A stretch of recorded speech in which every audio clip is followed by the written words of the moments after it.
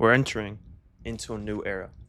And I have here a textbook called The Value of the Dollar 1960 to 2014, which I'm going to delve into in future videos, but I'm taking it out for this video. I'm going to put it right here so that it can be seen easily because it emphasizes an important point, which is basically an ongoing effort of the government to steal money from you, because that's the only way that the government is able to continue financing its irresponsible spending. No one would ever vote for taxes that could support the current levels of spending. So what does the government do? Well, the government inflates the money supply and then makes it very hard to transfer wealth across time.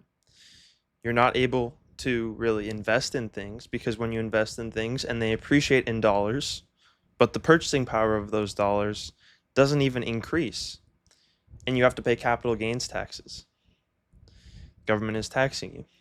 You can't escape the devaluation of the money supply.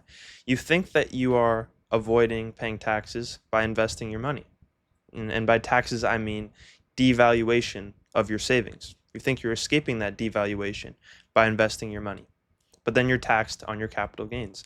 You think that you're escaping that by taking on some risk, by investing in some stocks that actually do appreciate more than inflation, not as measured by the CPI, but as it actually is across valuable goods like housing, like rare assets. So you're taxed on that. You're taxed as the income brackets aren't correctly adjusted for inflation. That's just one aspect of this larger scale transition, though. And what I really want to talk about in this video is debt. If you look at the government, you can clearly see the value of debt. You look at the person in control of the entire system, and you look at their debt. And if you're a thinking person, you recognize that it would make sense to be in a similar position to those in power. Of course, though, it's very important that you take on the correct type of debt. I'm not talking about taking out loans for random expenditures like buying different goods, buying musical instruments, buying random things that you think would be fun to have, buying vacations. I'm talking about taking debt as a tool for building wealth.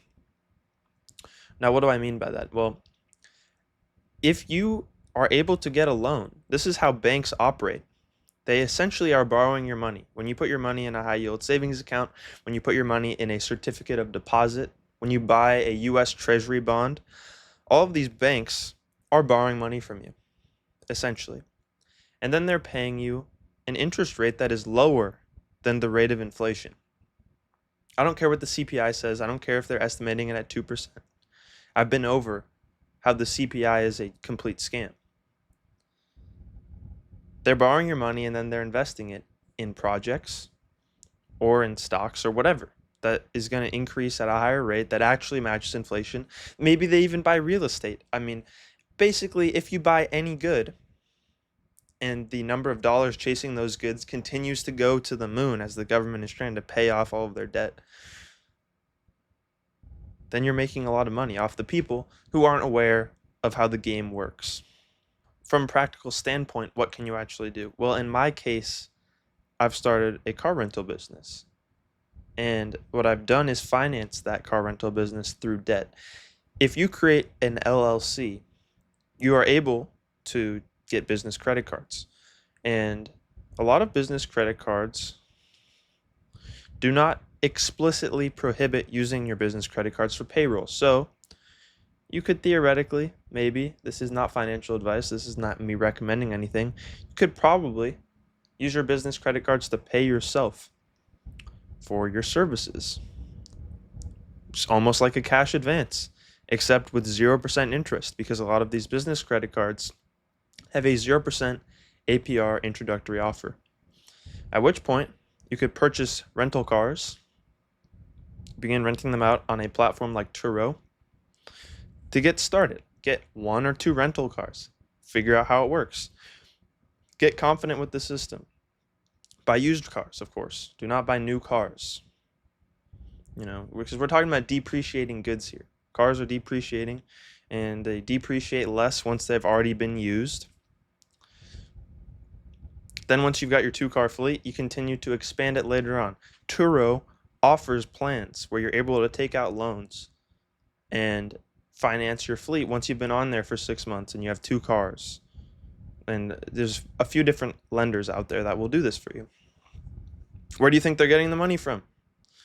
Likely they're getting it from people buying CDs, from people who are trying to preserve their savings in the face of irresponsible government spending, in the face of inflation, and are failing to do so because they don't understand that the consumer price index is a lie.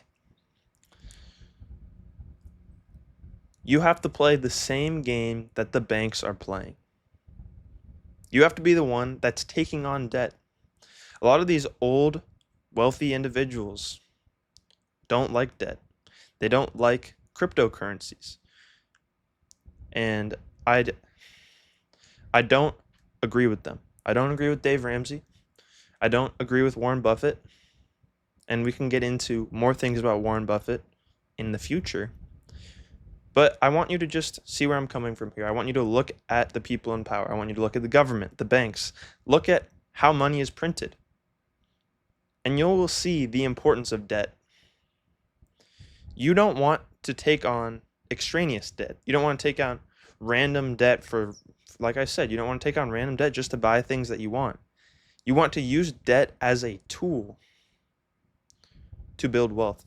And that's the next thing I want to get into here, which is that the value of capital is about to go through the roof. And I'm talking about capital in terms of goods, in terms of the means of production.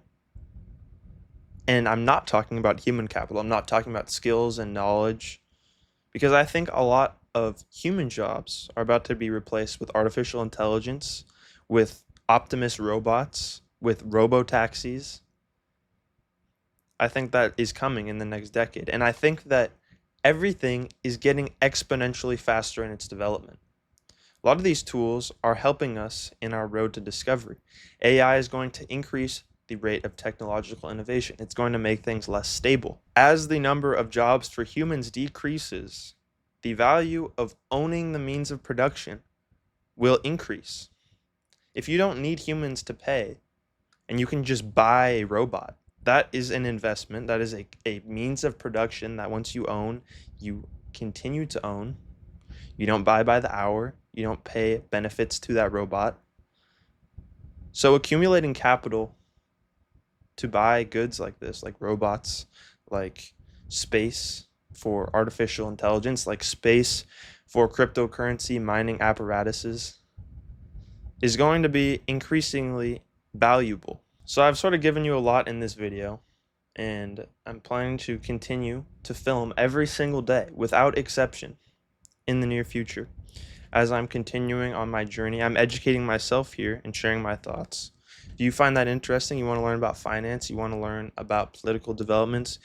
You want to just hear about my insights from a medical perspective, because I come from a background of neuroscience, which is what I studied as an undergraduate. I'm applying to medical school. I also have a deep interest in finance and culture. Consider following me along for the rest of this journey.